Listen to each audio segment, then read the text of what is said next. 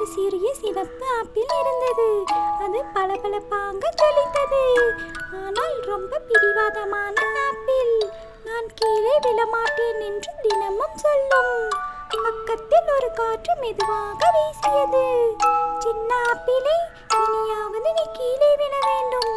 பொழுது நேரமாயிற்றல்வா? ஆப்பிள் சொன்னது. நோ, நான் வரமாட்டேன். நான் இங்கேயே சந்தோஷமாக இருக்கிறேன்.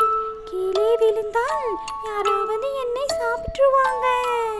அடுத்தது ஒரு கிளி வேகமாக பறந்து வந்தது. மெலித்தோழி, கீழே விழுறதுல தான் வாழ்க்கை இருக்கு. இல்லை, என்னோட வாழ்க்கை இப்பவே ஜொலிக்கிறது என்றது ஆப்பிள்.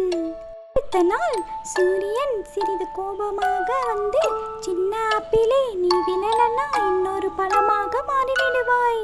அதற்கு ஆப்பிள் நிம்மதியாக ஒரு யோசனையோடு சொன்னது.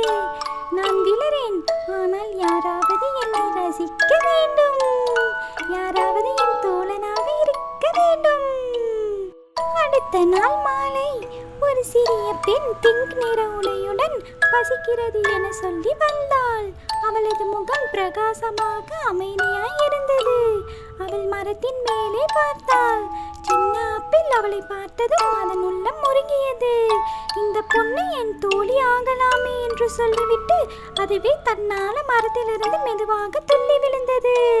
பசுமை புல்லில் மென்மையாக விழுந்தது. அந்த சிறுமி உடனே ஆப்பிளை கையில் எடுத்து முத்தமிட்டு, வாவ், இது ரொம்ப அழகான ஆப்பிள் என்று மிகவும் உற்சாகமடைந்தாள். அந்த ஆப்பிள் முதன்முறையாக உணர்ந்தது, விழுந்தால்தான் அதன் வாழ்க்கை ஆரம்பிக்கும் என்று. சில நேரங்களில் பயம் இருந்தாலும் நம்மை நேசிக்கக்கூடிய ஒருவரை சந்திக்க நாம் ஒரு தடவையாவது துள்ள வேண்டும். மீண்டும் சந்திப்போம்.